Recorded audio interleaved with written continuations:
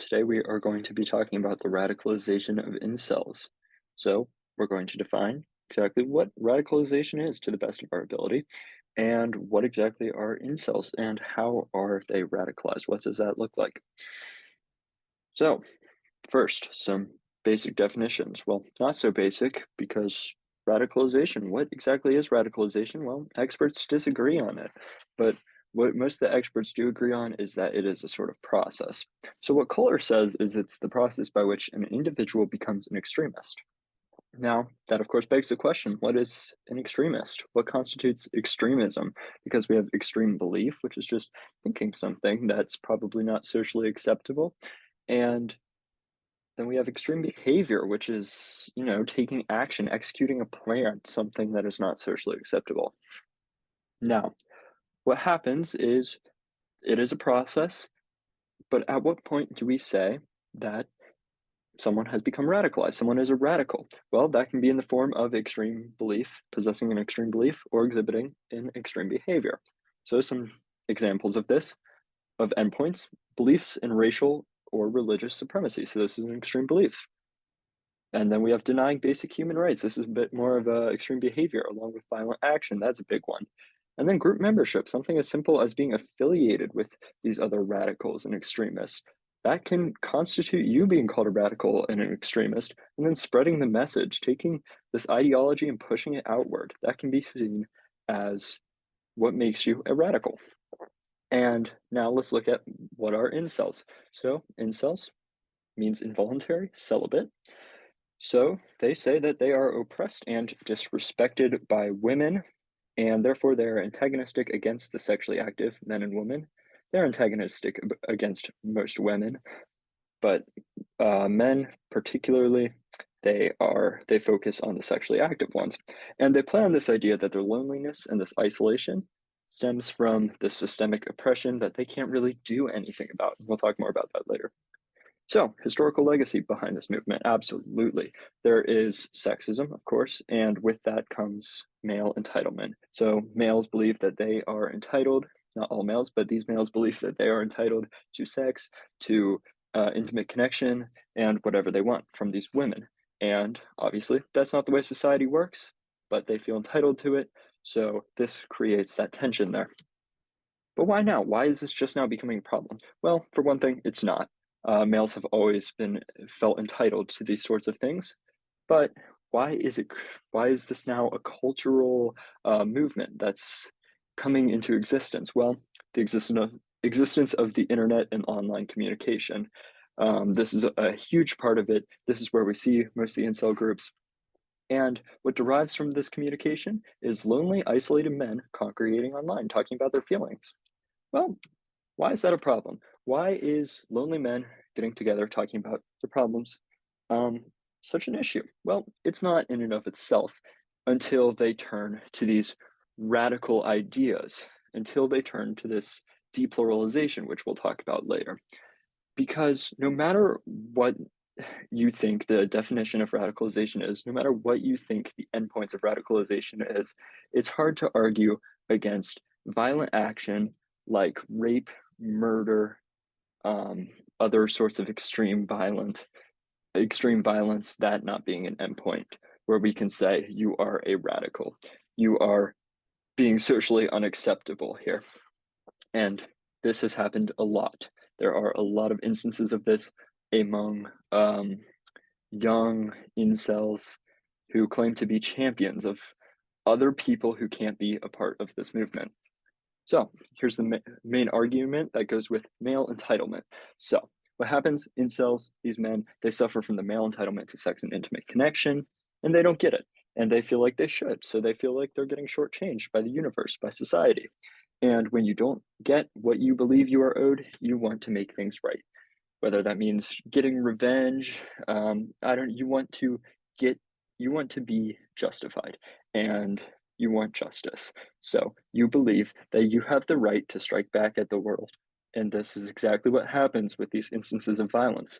For example, from primary source Elliot Rodgers' manifesto, which he wrote before going on a killing spree out on the West Coast. He said, "All I ever wanted was to love women and in turn be loved back, but loved by them back. Their behavior towards me has only earned my hatred, and rightfully so. I am the true victim in all of this. I wasn't the one who struck first, but I will finish it by striking back. I will punish everyone. So, all of these lines are very telling, but one, I wasn't the one who struck first. What struck first, according to him, was this societal oppression that he fell victim of. He says he's the true victim. So he fell victim first to the societal oppression, and then he struck back. He felt justified in striking back, taking action, and being a champion of the people. So, um, they say that incels swallow this black pill. What is this black pill? To take the black pill is to accept the circumstance, accept this societal structure of oppression against these unfortunate men. Um, and there is no real solution, systemic issues, and they are the victims. So, what do they do? Well, they don't have a solution that they can take on by themselves. They can't look inside, change their personality, get therapy, anything like that. What they need to do is be a part of something bigger, be a part of a movement, be a part of a revolution, because this is something bigger than themselves, because it is a societal issue, and that is what they are told to believe through this black pill.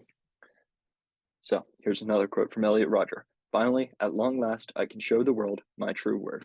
So this shows his quest for significance. He wants to be a champion of these people. He wants to be a part of this revolution because the individual, they can't rise up against the systemic oppression by themselves. They need these leaders. He wants to be the leader, and he wants to be a champion of the unfortunate men. All right, so what kind of people does the incel group appeal to? Well, naturally, mostly men, almost entirely men. The age demographics are unclear exactly what they are, but it is mostly younger men. Men who spend a lot more time on the internet, men who don't have a solidified identity. They're at that stage in their life where they don't have a sense of direction. And when they have social anxiety, they're susceptible to depression and they cannot get a romantic partner. And this causes a lot of stress. And then less tangibly, people who feel that they are not attractive are become very susceptible to this ideology. So here's a survey question given to incels. Have you ever been in a romantic relationship? 84% say no. And that's not surprising because this is what causes most incels to give in to this ideology. Are you happy? Even more, almost 89% say no, they are not happy. So they have these grievances, like a lack of happiness or just a lack of being able to get into a relationship, and they channel this through the incel belief system. So whether they're unhappy for the fact that they're not in a relationship or other things are going on in their life, or they're just lonely or they're just naturally unhappy, whatever it is, they channel this through the incel belief system. And this is what we call what I talked about before, depluralization.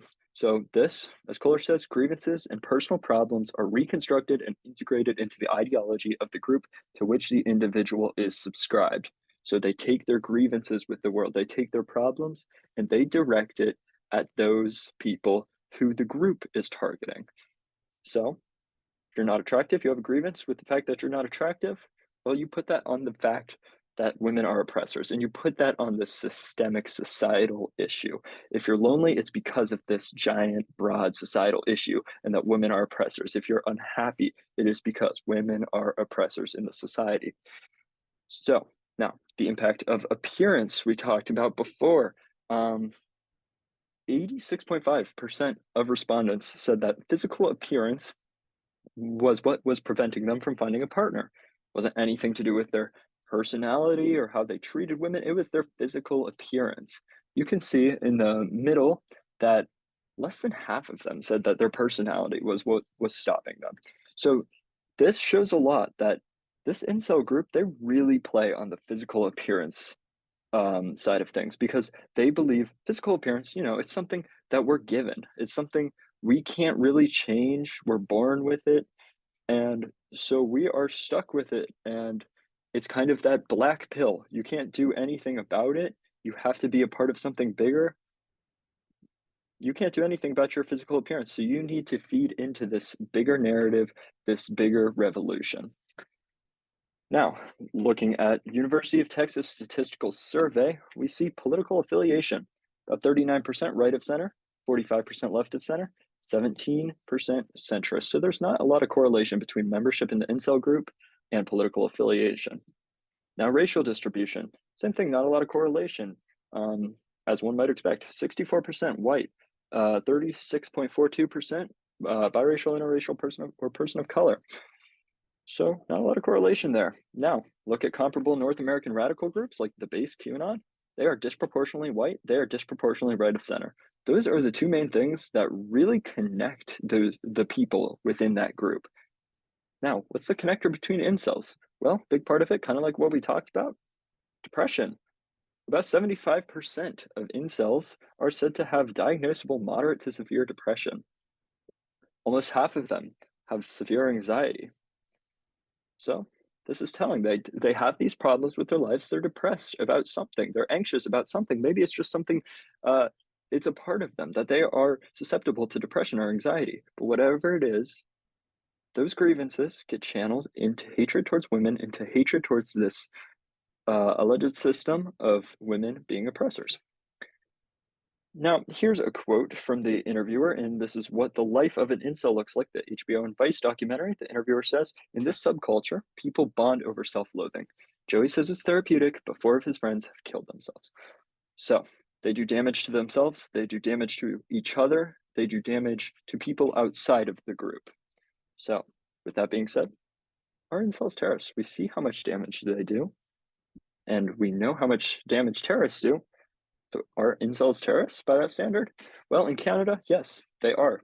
And they've even charged minors with terrorism. Minors, we talked about, they are very susceptible to this ideology. They have a lot going on, but that's no excuse to be subscribed to this ideology. And they can be charged with terrorism. Now, in the US, they're not considered terrorists. And the incel movement, it's perceived kind of as something that is reserved to the internet. They keep their violence and their extremism online. Their threats are ambiguous, and they're everyone pretty much is anonymous. So they don't really take it as seriously here in the US and is perceived kind of just as something that stays on the online sphere, even though we've seen evidence that's not true. Now, why should they be considered terrorists? Well, for one, legal implications.